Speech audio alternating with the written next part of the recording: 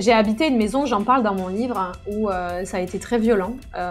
C'est-à-dire que j'étais très souvent attaquée, mais vraiment violemment. On m'a tordu le poignet, je me faisais tirer les cheveux, je me faisais piquer les orteils, hein, au point où j'avais la marque, hein, comme si c'était des aiguilles éthériques, et j'avais la marque sur les pieds.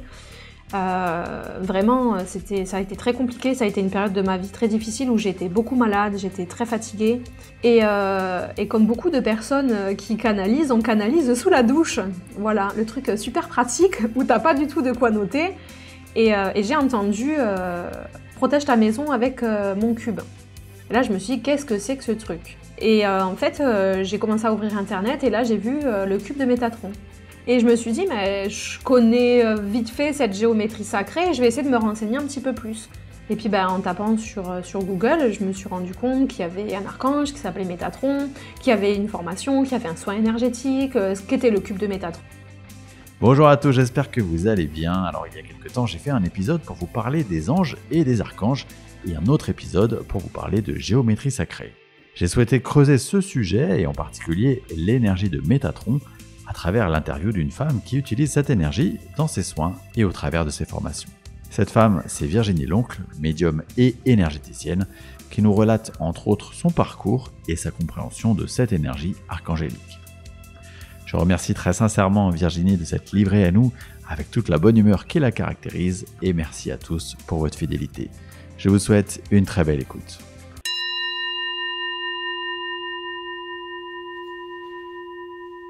Alors Virginie, bonjour et merci beaucoup d'avoir accepté mon invitation pour ce podcast Entre deux mondes. Je suis vraiment ravi de t'accueillir. Et avant qu'on rentre dans le sujet qui nous anime aujourd'hui, est-ce que tu peux te présenter aux auditeurs du podcast ? Bonjour Xavier, merci de me recevoir aujourd'hui dans ton podcast. Donc je suis Virginie, l'auteure du livre Le Cube de Métatron qui est sorti aux éditions Kiwi Ezo. Donc, je suis énergéticienne et formatrice holistique et je suis à mon compte depuis bientôt 5 ans. Ok, super. Comment ça se passe toi dans tes perceptions et surtout comment ça s'est passé dans ton parcours? Comment tu t'es ouvert à ce monde-là? Alors, j'ai pas précisé que j'étais médium. C'est quelque chose que j'ai encore beaucoup de mal à dire. C'est un mot qui est assez puissant, hein, être médium. Depuis que je suis toute petite, en fait, je fais énormément de cauchemars. J'avais mis ça sur le dos, des cauchemars. Et j'ai toujours pensé que j'avais un souci avec le sommeil et un souci avec ça jusqu'au jour où j'ai rencontré quelqu'un qui m'a dit, en fait, tu es médium. Et puis je me suis dit, oh, il me raconte des bêtises, c'est n'importe quoi, je suis pas médium. Voilà, c'est passé au-dessus et puis la vie a continué. Et puis, j'ai rencontré une autre personne qui m'a dit la même chose. « Virginie, tu es médium !» Je me suis dit, c'est quoi ce délire? Qu'est-ce qu'ils sont en train de me dire? Et c'est vrai que depuis toute petite, je vois pas mal de choses que les gens ne voient pas. J'ai des perceptions que les gens n'ont pas. Et j'ai très vite été qualifiée d'enfant bizarre. C'est-à-dire que voilà, j'ai subi le harcèlement à l'école. J'étais pas comprise, je voyais des choses, je faisais des choses que les enfants de mon âge ne trouvaient pas normales. Par exemple, j'ai commencé à tirer les cartes, j'avais 10 ans. Je m'intéressais énormément à ce qui était astrologie, à ce qui était voilà, aux cartes. Je me rappelle à l'époque, les cartes, elles étaient hyper grandes, elles tenaient pas dans la main, surtout dans la main d'un enfant de 10 ans. C'était voilà, j'étais dans un carton ultra épais. Voilà, ça a commencé comme ça et ma mère était formée au Reiki et moi j'ai commencé à me former, en fait j'avais 13 ans. Donc je suis tombée dans la marmite assez jeune et c'est vrai que c'est une pratique énergétique qui m'a accompagnée toute mon enfance, mon adolescence, etc. Et je me suis toujours refusée en me disant jamais je ferai ce métier. Voilà, je veux pas faire ce métier et puis finalement nous y voilà. Mais du coup, je comprends que dans ton parcours, ça a commencé très très jeune. Est-ce que à l'âge enfant, adolescent, est-ce qu'on a le recul quelque part pour comprendre ce qui se joue et tu vois, comprendre réellement ce qu'on fait? Clairement, non. Sur les soins énergétiques, oui, parce que j'avais très bien compris comment ça fonctionnait, que tout est énergie, que je pouvais utiliser l'énergie pour me soigner moi, pour apporter du bien aux autres, etc. Donc ça, je l'avais compris. Pour ce qui est de la médiumnité, non. ça fait pas si longtemps que ça que j'ai accepté et que j'ai compris les choses. Quand tu parles avec des défunts, quand tu sens ton animal qui est décédé, qui vient se frotter à toi, tu comprends pas. Quand tu as des rêves prémonitoires et que ça se passe, tu te demandes juste si tu es fou. Et en fait, ça date de...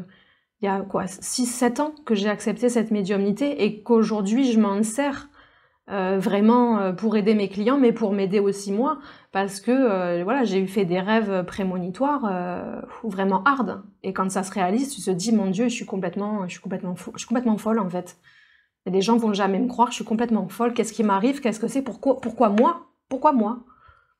Mais d'ailleurs, c'est une bonne question, ça, quelque part, quand tu fais des rêves prémonitoires sur des choses un peu difficiles, est-ce qu'on s'interroge pas un peu sur le sens de pourquoi, quelque part, avoir ces informations avant les autres? Qu'est-ce que ça va changer? Ça va rien changer. Est-ce que tu vois, t'as eu une compréhension de ça? J'ai été très en colère. J'ai été très en colère. Pour reprendre des exemples, l'attentat de Nice, c'est quelque chose que j'ai vu venir. Mais en fait, je savais qu'il allait se passer quelque chose ce soir-là. Parce que moi-même, j'étais sur un feu d'artifice, pas du tout à Nice, hein, d'ailleurs. Et je savais qu'il allait y avoir un problème. Et toute la soirée, j'ai été hyper mal, j'ai été très stressée, très anxieuse. Je regardais comment pouvoir m'échapper, comment mettre à l'abri mes copines et tout, truc que j'ai jamais fait sur les feux d'artifice avant. Et quand on a su ce qui s'était passé, ben, j'ai pleuré pendant des jours et des jours en me disant mais pourquoi est-ce que vous m'avez pas dit où? Et en fait, je me dis, si j'avais eu l'info, j'aurais fait quoi? J'aurais appelé la police en disant il y a quelqu'un qui prépare un attentat à Nice et je me serais retrouvée en garde à vue parce qu'on m'aurait suspecté. Donc en fait c'est horrible parce que j'ai des infos mais je les ai pas entièrement et des fois je les comprends pas ou des fois je les interprète pas correctement et quand bien même je le saurais, enfin c'est assez, on n'est pas bien vu. Donc aller dire à quelqu'un en fait il va se passer ça tel jour à tel moment. Je peux pas vous expliquer comment, mais ça va se passer. Mais selon toi, du coup, ça a quelle utilité, tu vois, d'un point de vue de l'invisible, de donner ces informations-là, si en plus elles sont partielles, si t'as aucun impact dessus, tu n'as aucune possibilité de marge de manœuvre, ça sert à quoi? Je me suis posé la question. Je t'avoue, je me suis posé la question. Je pense que ils m'ont envoyé les infos pour me montrer que je peux avoir confiance, je peux me faire confiance et leur faire confiance. Et à partir du moment où j'ai accepté cette médiumnité, il y a beaucoup de choses qui sont devenues bien plus claires. Et c'est comme ça aussi que je m'en suis servie auprès de ma clientèle, notamment avec la libération karmique, puisque c'est une de mes spécialités. Et c'est comme ça que j'aide les femmes, en fait, grâce à ma médiumnité. J'ai des infos qu'elles n'ont pas, qui leur manquent dans leur quotidien, et je leur donne, et ça leur permet d'avancer et voilà, de démêler un petit peu leur histoire. Du coup, quand tu parles de libération karmique, comment ça se passe concrètement? Tu as une personne en face de toi et toi, tu as des infos sur ce qui a pu se jouer dans d'autres vies, c'est ça? Alors, d'autres vies, mais surtout leur vie actuelle et leur génération, c'est-à-dire la mère et la grand-mère. Donc, je leur pose des questions sur leur enfance, leur vécu, que ce soit à l'école, avec leurs parents, avec leurs grands-parents, dans la vie amoureuse, etc. Et quand elles ont rencontré des problèmes, en gros, moi, j'ai les infos du pourquoi elles ont rencontré les problèmes. Et donc, c'est comme ça que je peux les débloquer. D'accord, ok. Donc dans cet entretien, on va revenir sur ce livre dont tu as parlé rapidement en introduction, parce que bah,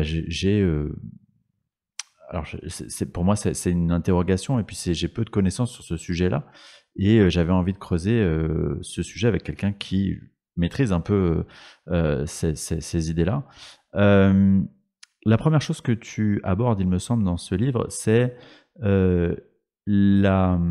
comment dire, les différences entre ce qu'est un ange, ce qu'est un archange, voire ce que sont des maîtres ascensionnés. Est-ce que tu peux nous expliquer ça simplement? Ok. Alors, chaque personne a un ange, si je peux dire recteur, donc un ange qui va gouverner en gros sa période de naissance. Donc dans mon livre, justement, il y a un tableau pour reprendre chaque ange avec chaque date de naissance, sachant qu'on peut bien évidemment faire appel à un ange qui n'appartient pas à notre date de naissance, bien évidemment. Ensuite, ces anges sont dans l'arbre séphirotique, en fait, classés, si je peux dire simplement, avec des archanges recteurs. Donc il y a les archanges qu'on connaît, hein, Michael, Saint-Michel, Gabriel, Raphaël, Uriel, etc. Il y a les archanges principaux qui ont tous une spécialité, si je peux dire, bien qu'on peut tout à fait les appeler pour une spécialité qui n'est pas la leur, ils répondent quand même présents. Et les maîtres ascensionnés, c'est plutôt des personnes qui ont, existé de leur vivant et qui ont été, qui sont devenues des divinités par la suite. Je vais prendre l'exemple tout simple, Jésus. Jésus est un maître ascensionné, puisque c'est un homme qui a existé, et aujourd'hui c'est une divinité. C'est un dieu, on croit en lui. D'accord. Donc c'est des maîtres ascensionnés, je comprends que c'est forcément lié à une notion d'incarnation. C'est-à-dire qu'il y a eu une incarnation d'une vibration en particulier. Cette vibration, elle est maintenant maître ascensionnée et elle continue à propager un peu ce qui elle est à travers des personnes qui se sentent plus ou moins connectées avec telle ou telle vibration, c'est ça? C'est ça. Ça peut être Bouddha, par exemple. Bouddha est un maître ascensionné. Pour prendre, pour prendre autre chose. Oui, Marie ou... Enfin... Voilà, exactement. Ok, d'accord. Et alors concrètement, pour que les gens puissent s'imaginer, pourquoi est-ce qu'on fait appel à un ange? Ou pourquoi est-ce qu'on fait appel à un archange? Tu vois, est-ce qu'il y a des scénarios de vie où il faut plutôt faire appel à un ange, plutôt à un archange? Enfin, tu vois, c'est difficile de se rendre compte de réellement quel est le rôle de chacun, en fait. Alors, sincèrement, les gens ne font pas appel aux anges. Les gens font appel aux archanges parce que c'est ce qu'on connaît le mieux et c'est ce qu'on entend parler le plus. Sachant, comme je te disais tout à l'heure, ils ont une spécialité. Par exemple, Raphaël, ça va être la guérison. Saint-Michel, ça va être la protection. Gabriel, ça va être pour l'écriture, pour la communication. Donc en fait, les gens font appel généralement plus facilement à des archanges qu'à des anges. Il faut savoir que des anges, il y en a des milliers. Que ce soit dans la religion chrétienne ou dans d'autres religions. Des anges, il y en a des milliers, donc c'est hyper difficile de les recenser. Dans l'épisode que j'avais écrit sur ce sujet-là, moi, j'avais la sensation qu'un ange, il peut intervenir, tu vois, il va pas être comme un guide qui intervient, qui est là systématiquement tout le temps, pour te donner de l'intuition, pour te guider au quotidien. Il va plutôt être là pour te protéger en cas d'extrême nécessité. Est-ce que c'est comme ça que toi tu le conçois? Oui, c'est exactement comme ça que je le perçois, sachant qu'il y a le libre arbitre qui est très important. Donc certes, les anges sont là pour nous protéger, mais ils sont pas, je vais dire qu'ils sont pas tout le temps présents, mais ils n'interviennent pas sans notre demande. Bien évidemment, dans certains cas, ils vont être là en se disant maintenant c'est pas le moment, donc il faut que j'intervienne, il faut que je protège la personne. Mais par exemple, faut pas penser qu'un ange va tout le temps veiller sur vous. Il faut lui demander en fait. Il faut s'adresser à lui. Il laisse vraiment, le libre arbitre, c'est vraiment quelque chose d'important pour eux. D'accord. Et si on lui demande justement, est-ce qu'on va vraiment ressentir une différence? Alors moi oui, je le ressens. Donc j'aurais tendance à te dire oui. Moi je fais souvent appel à Métatron, du coup, pour moi c'est mon patron, hein. Et je ressens sa présence. C'est un être qui est très grand, qui est très imposant. J'aime bien dire c'est une main de fer dans un gant de velours. Il est très très doux, mais il est très imposant, très grand, et des fois je rigole avec lui, hein, carrément. Les auditeurs vont me trouver folle, mais des fois je rigole avec lui. Des fois je l'appelle dans ma voiture et il me dit mais je rentre pas dans ta voiture, elle est trop petite. ah désolé, j'ai pas le toit ouvrant. Donc oui, moi je les sens, oui, bien sûr. T'as raison de dire ça parce que c'est vrai que on s'imagine toujours ce monde-là comme étant extrêmement sérieux, extrêmement faut pas déconner, faut pas rigoler, alors qu'en fait c'est beaucoup plus léger que ce qu'on peut imaginer. En fait.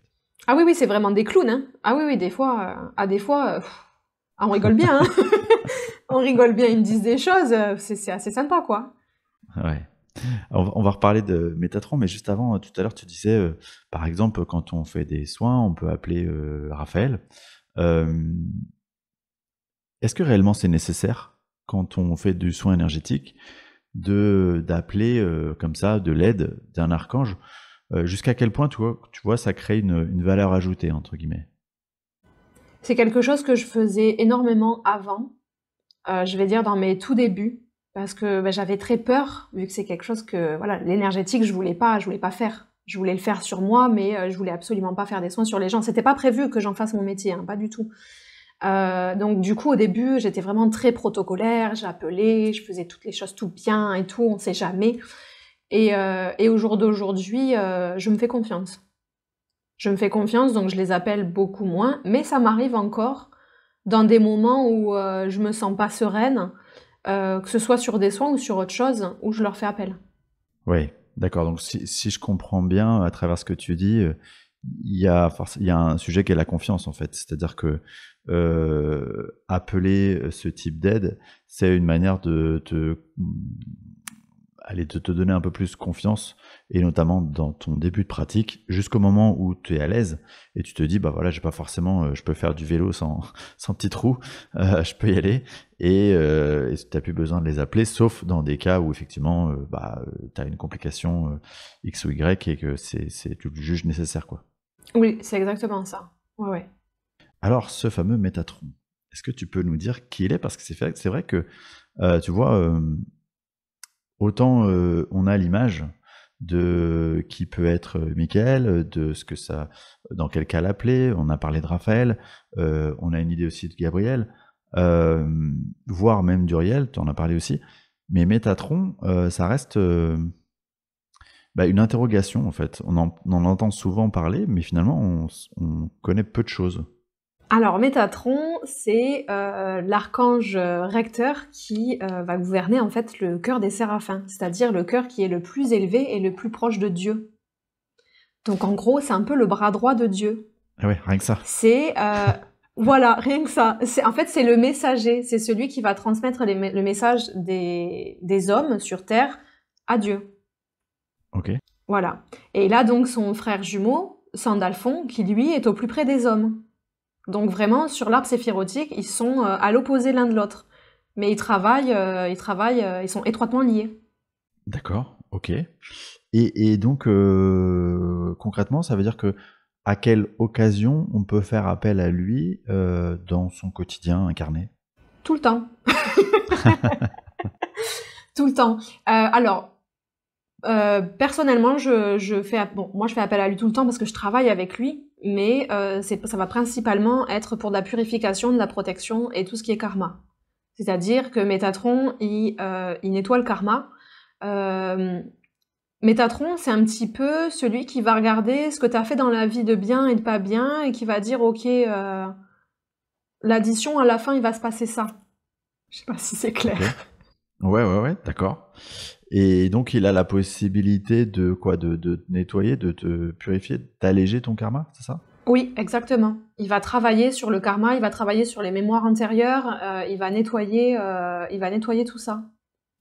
Et ça, on pourrait pas le faire en dehors de son cadre d'intervention, tu vois, on pourrait pas le faire tout seul? Aussi, je pense que si. Si, je pense que si, c'est juste une aide supplémentaire en fait. D'accord. Toi, tu disais tout à l'heure que tu ressens du coup cette énergie comme vraiment très imposante, mais dans un gant de velours, c'est ça? C'est-à-dire quelque chose qui est très, finalement très doux. Et est-ce que, comment dire? Tu vois, je vois souvent des gens en séance, enfin, j'en vois certains qui ont cette affinité avec Métatron, et ça ressort durant leur séance à un moment donné, euh, mais pas tous. Qu'est-ce qui fait que on peut se sentir proche, ou pas du tout, d'un archange ou un autre, et en l'occurrence en particulier, puisque pour toi c'est le cas, de Métatron? Alors là, j'ai pas du tout de réponse, parce que pour tout avouer, je suis très proche de Gabriel depuis que je suis enfant. Je n'ai jamais su pourquoi, je n'ai jamais compris pourquoi, et je ne fais jamais appel à Gabriel. C'est très rare. Et pourtant, Gabriel, je sais pas, il y a quelque chose, pour moi, qui est extrêmement puissant. C'est très rare que je l'appelle. Euh, Inexplicable. Je pourrais pas t'en dire plus. Donc pourquoi est-ce que des gens ont une affinité particulière avec tel ou tel archange? Je sais pas. Peut-être qu'elles ont un lien avec, peut-être qu'il y a un passé, peut-être qu'il y a une vie antérieure, il y a une mémoire. Je pourrais pas dire. Ou peut-être que aussi, enfin, on peut imaginer peut-être que d'un point de vue de l'âme, de notre essence profonde, de qui on est vraiment, une fois qu'on a enlevé tous les habits des personnalités incarnées, peut-être que notre vibration, notre couleur d'âme est plus proche de un tel ou un tel. Ça peut être ça aussi, oui, exactement. Sachant que Métatron n'a pas de couleur propre à lui. Par exemple, Raphaël, tu sais, on sait bien que c'est le vert, la couleur de la guérison. Et Métatron, c'est un arc-en-ciel. Il n'y a pas de couleur propre à lui. Alors moi, souvent en séance, hein, quand je fais ce soin, je demande aux gens est-ce qu'ils ont vu quelque chose. Et ils me parlent souvent de violet. Mais j'ai des gens qui me disent ah, j'ai vu plein de couleurs, c'était super, on aurait dit un arc-en-ciel. Et je sais que voilà, Métatron n'a pas de couleur à proprement parler pour lui. Ok, c'est marrant parce que tu parles de couleurs. Lors de ma deuxième séance d'hypnose, quand moi j'ai fait j'ai été consultant, je me suis connecté à ma grande surprise, sous état d'hypnose, à cette énergie-là. À ma grande surprise, parce qu'en fait, avant même cette séance, je ne connaissais pas Métatron, je connaissais même pas son existence, même pas le nom, et ni aucune idée de la couleur ou de la vibration. Mais durant cette séance-là, j'ai ressenti cette énergie-là. Et effectivement, c'est exactement ce que tu dis, c'est rigolo, c'est très imposant et en même temps très doux. Et moi, j'étais baigné dans une sorte de couleur violette, tu vois. Et donc, c'est rigolo parce que ça revient et en même temps, toi, tu me parles de couleur aussi arc-en-ciel. Oui, c'est ça, c'est pour ça, en fait, ça dépend vraiment des gens et de leur connexion. J'ai beaucoup de personnes hein, qui me parlent de la couleur violette, mais j'en ai aussi qui me disent c'est un arc-en-ciel de couleurs. C'est pour ça vraiment, il n'a pas de couleur vraiment définie pour lui. Donc moi je dis ben laissez venir quand vous appelez Métatron ce qui va venir et laissez faire, laissez voir. Et donc, toi, tu fais appel à Métatron au quotidien dans ta pratique, c'est ça? Oui, c'est ça. Et pourquoi ne pas faire appel à un guide spirituel et pourquoi aller directement vers Métatron? Alors, pour la petite histoire, j'ai habité une maison hantée, si je peux dire. Non, j'ai habité une maison, j'en parle dans mon livre, hein, où ça a été très violent. C'est-à-dire que j'étais très souvent attaquée, mais vraiment violemment. On m'a tordu le poignet, je me faisais tirer les cheveux, je me faisais piquer les orteils, hein, au point où j'avais la marque, hein, comme si c'était des aiguilles éthériques, et j'avais la marque sur les pieds. Vraiment, ça a été très compliqué, ça a été une période de ma vie très difficile où j'étais beaucoup malade, j'étais très fatiguée, j'arrivais de moins en moins dans ma pratique, que ce soit sur mes clientes ou que ce soit sur moi. Et comme beaucoup de personnes qui canalisent, on canalise sous la douche. Voilà, le truc super pratique où t'as pas du tout de quoi noter. Et j'ai entendu protège ta maison avec mon cube. Et là, je me suis dit, qu'est-ce que c'est que ce truc? Qu'est-ce qu'on me raconte? Qui va là? Et bon, je suis sortie de ma douche, j'ai fait ma vie, c'est passé. Et en fait, j'ai commencé à ouvrir Internet et là, j'ai vu le cube de Métatron.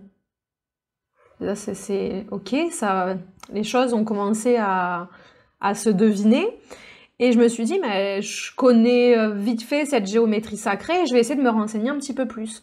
Et puis en tapant sur Google, je me suis rendu compte qu'il y avait un archange qui s'appelait Métatron, qu'il y avait une formation, qu'il y avait un soin énergétique, ce qu'était le cube de Métatron, etc. Et là je me suis dit, en fait je vais tester. Ce cube ça me plaît bien, je vais essayer de le dessiner.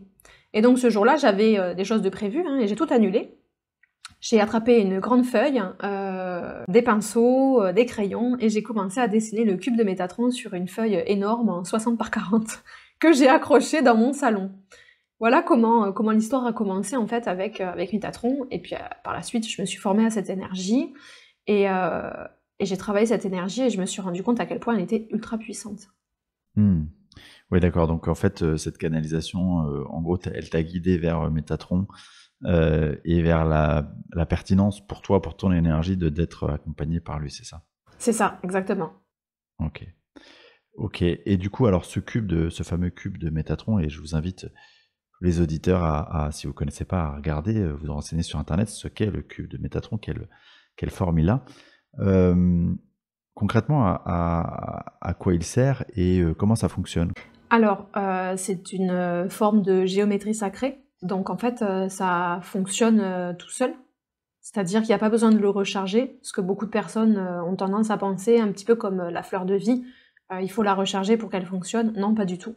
Juste la forme qu'a le cube fait qu'il est puissant vibratoirement parlant.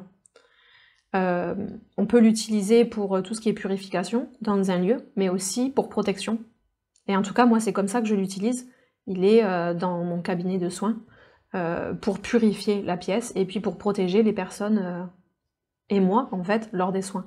Et c'est vrai que quand je fais un soin, il est juste au-dessus de ma table de soins. Et donc, très souvent, je le regarde pendant que je fais mes soins. Et j'ai vraiment l'impression il diffuse une énergie incroyable.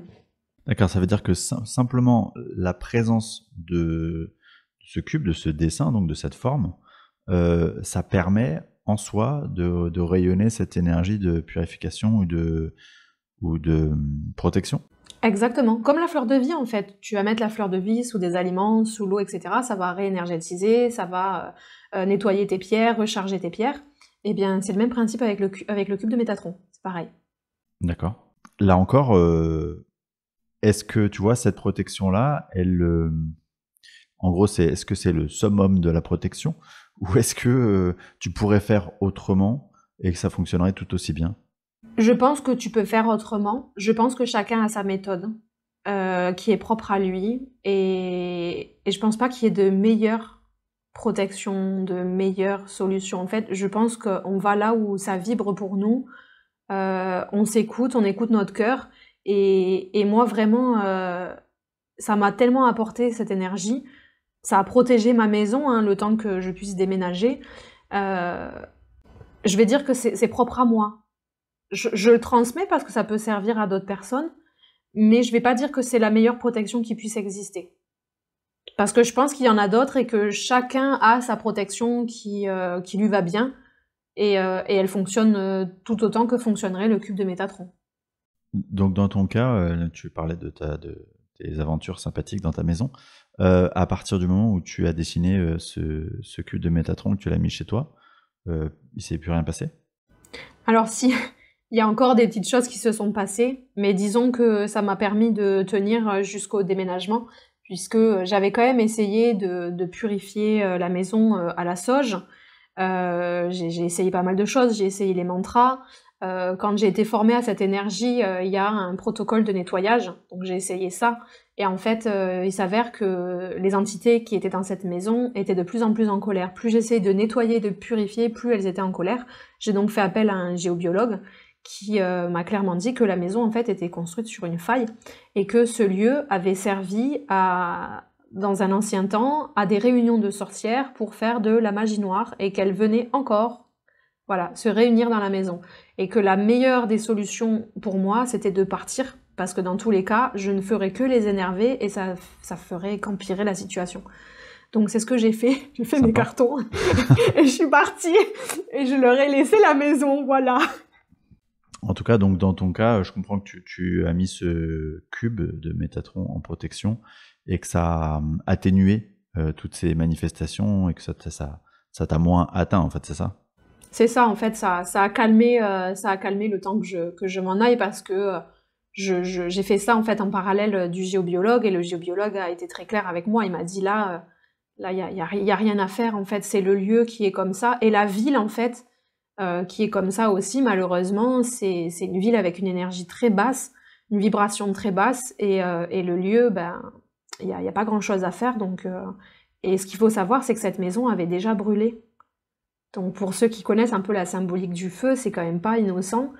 Et en plus de ça, pour la petite histoire, j'ai rêvé, sans le savoir, que la maison brûlait au tout début où on vivait dedans.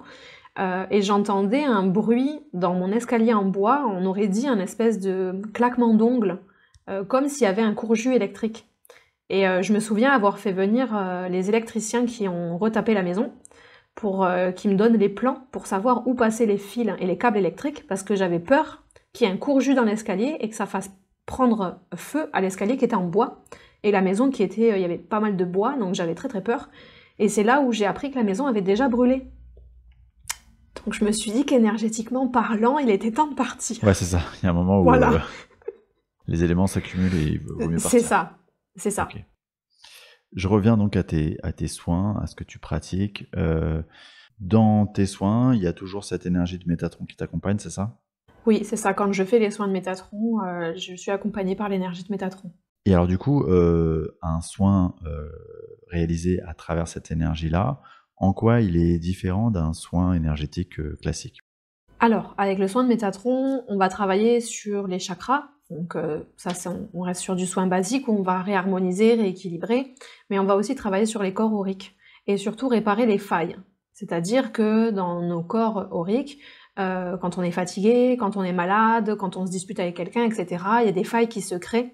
Et c'est à l'intérieur de ces failles que passent les mauvaises énergies, le mauvais œil, entre guillemets, les entités, etc.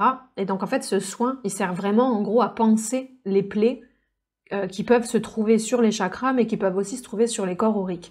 D'accord, ce que donc ne ferait pas forcément un énergéticien, je dirais dans un soin basique comme tu disais, c'est-à-dire qu'il ferait une réharmonisation des chakras, on refait circuler l'énergie dans le corps éthérique, mais on va pas combler des failles? Peut-être que d'autres énergéticiens le font avec leur méthode. En tout cas, moi, je le fais avec celle-ci, et ça fonctionne très très bien. J'aime à dire que l'énergie de Métatron, c'est un grand coup de balai. C'est vraiment le ménage de printemps. Et souvent, je l'utilise conjointement en fait avec la libération karmique. Et quand je l'explique aux gens, je leur dis simplement, vous êtes dans le noir, et il y a des détritus partout autour de vous. J'arrive, j'allume la lumière, et j'ai des sacs poubelles, j'ai un rouleau de sacs poubelles. Je vais vous aider à ranger et à trier. Ça, c'est de la libération karmique. Une fois que ça c'est fini, va falloir faire le ménage. On va faire les poussières, on va laver le sol, on va faire les carreaux. Ça, c'est Métatron. Et c'est pour ça que j'utilise vraiment conjointement ces deux énergies, et j'ai des résultats juste exceptionnels, comme ça, vraiment. C'est vraiment une énergie super. D'accord. Ça veut dire que les gens qui viennent te voir, ils ont quel type de pathologie ou de problématique? De manière générale, il y a vraiment de tout. Donc tu as des femmes qui ont le syndrome des ovaires polykystiques, qui n'arrivent pas à tomber enceinte. Je peux avoir des femmes qui ont l'endométriose. Je vais avoir des femmes qui n'ont pas du tout confiance en elles, qui répètent le même type de schéma dans leur famille ou amoureux, etc. Et dans les plus beaux résultats que j'ai pu avoir en combinant les deux, c'est surtout des femmes qui ont réussi à tomber enceintes alors qu'elles n'y arrivaient pas depuis 3-4 ans et quelque chose était complètement bloqué. Et vraiment, ça a nettoyé. Et même moi, au jour d'aujourd'hui, j'en reviens toujours pas de me dire waouh, à quel point ça a été puissant et à quel point ça a pu nettoyer et leur apporter ce qu'elles attendaient tant. Ça, c'est incroyable.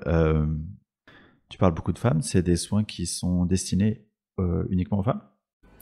Alors non, c'est des soins qui sont ouverts aux femmes et aux hommes. Et malheureusement, j'ai eu des déceptions avec des clients hommes. Et du coup, naturellement, en fait, j'ai arrêté de travailler avec les hommes.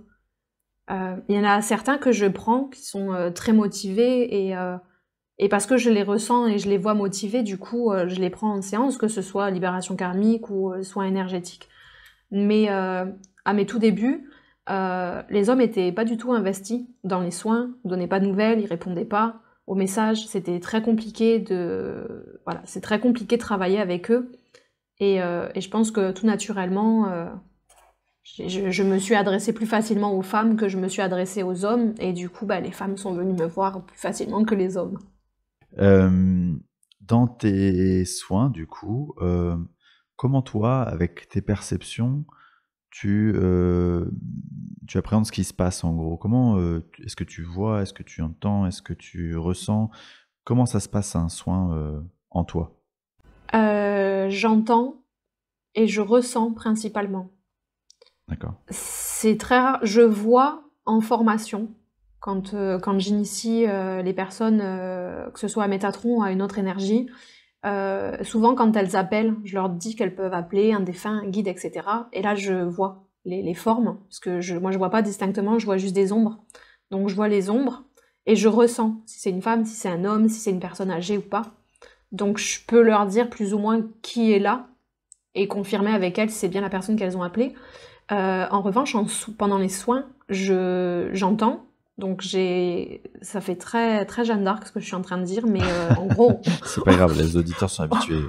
on me parle à l'oreille, voilà, on me murmure à l'oreille des mots doux, et c'est surtout les douleurs, c'est-à-dire que je ressens tout ce qu'elles ressentent. Donc des fois c'est difficile au début, c'était très difficile parce que c'était douloureux.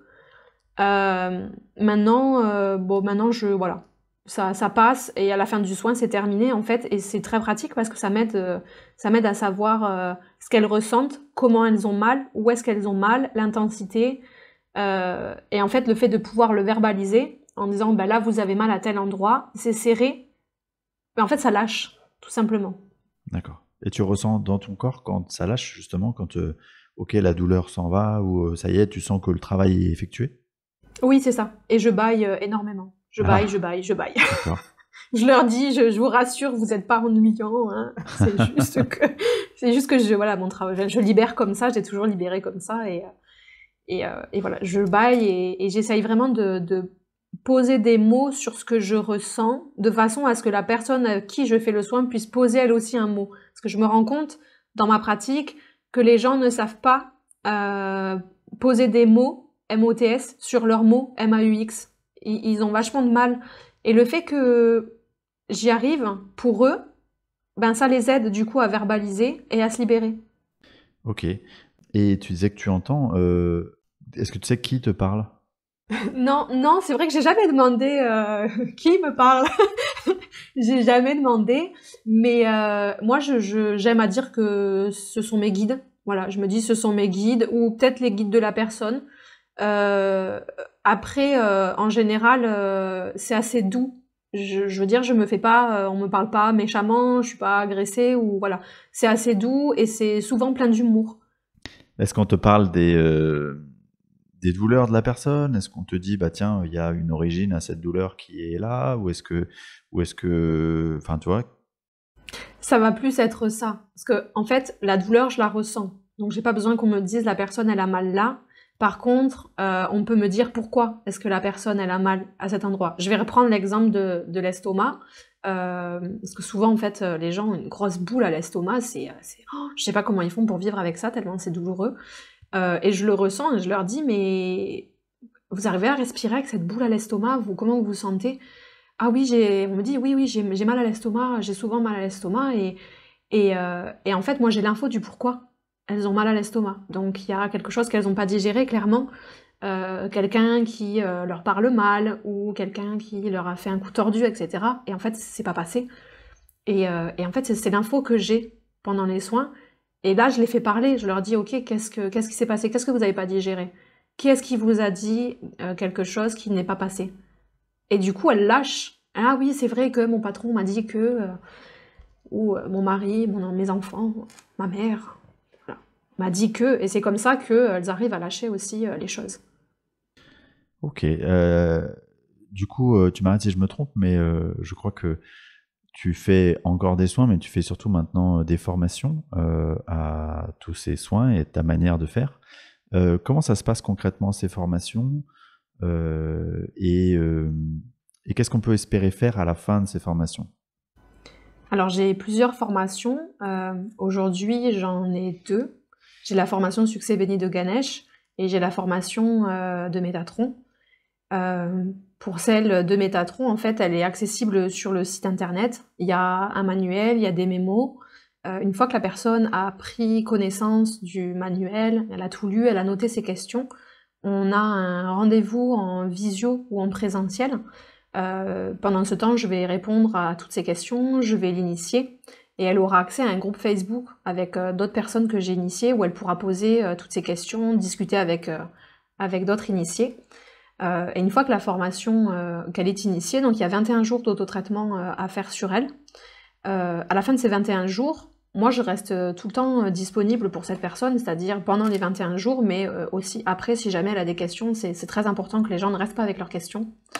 Et après la formation, elle va pouvoir travailler sur les personnes, donc sur elles, dans un premier temps, sur les personnes à distance ou en présentiel, sur les animaux et aussi sur le nettoyage de maison, mais aussi enseigner cette énergie. Voilà comment ça se passe. Et du retour de l'expérience que tu peux avoir, est-ce que directement après la formation, elles se sentent, tu vois, elles ont la confiance qui leur permet, ça y est, de passer à l'action et d'être efficaces, entre guillemets? Alors au début, non. Elles ont pas confiance. C'est souvent ce que je leur répète: «Faites-vous confiance». C'est la meilleure chose, faites-vous confiance, écoutez-vous.